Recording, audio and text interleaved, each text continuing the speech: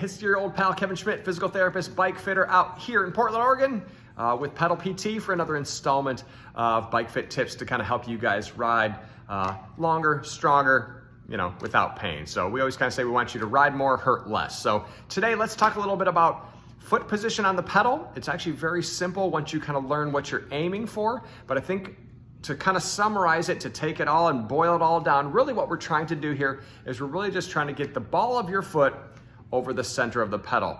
The ball of the foot essentially is the row of bones on the bottom side of your foot. That kind of, if you're jumping up and down on your toes, that's basically what you're pushing on is from the ball of your foot. If we look at this anatomically speaking, this of course is our foot and a foot model. The row of bones that makes the ball of the foot, essentially this part right underneath the foot right here, is what we call the metatarsophalangeal joints. And that basically creates this bony kind of thing that we would push off from the pedal. That's kind of what we're trying to orient that. The major thing, of course, then as far as pedal goes, the center of the pedal, doesn't matter really what pedal it is, if it's a clipless system or if it's a block pedal. The center of the pedal, of course, is this guy right here, what we call your pedal spindle or pedal axle. It's basically what fits into the crank. So basically what we're gonna be able to do is use a bony landmark, i.e. your big toe knuckle, and I'll show you in just a second, and we're gonna orient that around this pedal spindle. That is the key. Again, if you're a clipless pedal, doesn't matter. If it's a block pedal, really doesn't matter. We gotta make sure that the ball of the foot is over that center part. So center part being here, let's grab our foot model. Usually we use the big toe knuckle as kind of our indicator of where the foot should be on the pedal. And really if we get that big toe and align this angled line over the center of this pedal, what that looks like is the big toe ends up being a little bit in front of the pedal spindle. So if I were to lay this pedal down right on here, we want to make sure that the pedal spindle is essentially behind the big toe knuckle. That allows us to kind of cover the range of bones or kind of that bony part of your foot right underneath here. So it looks kind of something like this.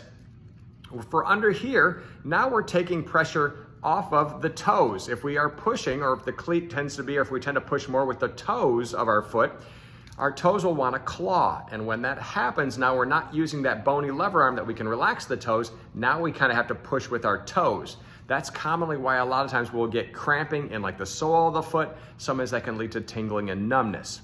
What that means in a clipless pedal then is we actually need to move the cleat back. When we move the cleat back, we move the foot forward on the pedal, and vice versa. If we move the cleat up, that brings the foot back. Most of the time when people are getting pain in the feet or troubles, tingling, numbness, the cleat usually needs to be moved back to move the foot forward. In fact, a lot of people would just suggest just take the cleat and move it back as far as it can go. Therefore, you're guaranteed to be behind this. We never want to be pushing with our toes on that pedal as well. So take a look. If we think about things as far as a non-clipless pedal or just a block pedal, oftentimes saddle height will dictate where our foot will sit on the pedal. Oftentimes if our saddle is too low, the body wants to be able to straighten out the knee more. So oftentimes we will move the foot forward more on the pedal, or we'll push more with the middle of our foot, even the heel, to try to straighten out the knee a little bit at the bottom of that pedal stroke.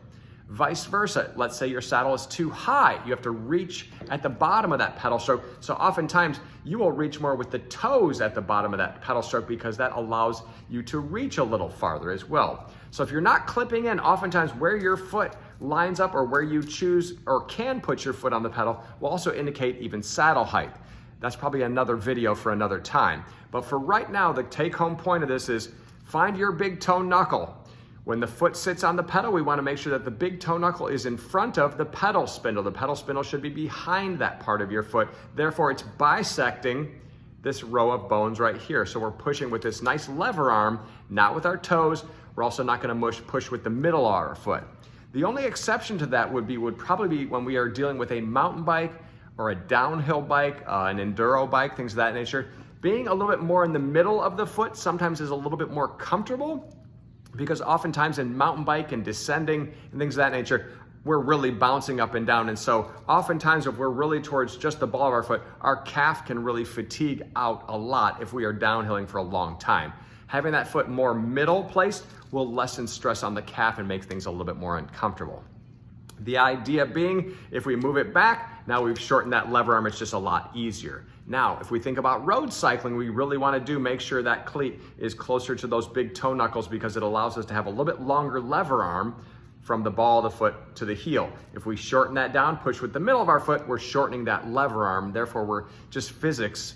We're basically just decreasing stress and our ability to generate force to that pedal as well. So kind of a generalized rule, but the main thing to take home is if you're having trouble with your feet, if you're having troubles on the bike, you gotta make sure that you're pushing with the correct position of your foot. Everything else on Bike Fit will kind of build up off of that. So if you're unable to put your foot forward enough on that pedal, we need to probably start playing with your saddle positioning just to allow you to reach and feel comfortable being in that position. While we're talking about that, why don't we also talk about where your ankle should be? Ideally, we would never have the ankle, or we never want you leading with your heel pedaling down. That would put a lot more stress on your Achilles. Generally speaking, when we're pedaling, we want to have our foot pointed, just about maybe 10 to 15 degrees, maybe 20 degrees of pointing, and then the foot should kind of stay like that throughout that whole range. You know, there's a little bit of variation in there, but you really don't want to be super pointed toe. You know, that would be a suggestion that maybe your saddle's too high if you're reaching too far at the bottom. But ideally, if this is flat, we want just a little bit of pointing the toes, and then it basically stays about the same throughout that whole pedal stroke as well. So take a look at that, you guys. If you have questions, please drop them in the comments below. But otherwise, that is the best way and the most effective lever arm to be pushing from, ball of the foot over the center of the pedal. If you've made it this far, congratulations. Make sure you click like and hit subscribe so you can keep up to date with everything that we update on this channel. Of course, if you have questions, please reach out. It is your questions that keep this channel going. So until we talk next time, check out those feet, check out those pedals. Again, Kevin Schmidt, physical therapist out here in Portland, Oregon with Pedal PT. We'll talk to you next time. See ya. Bye.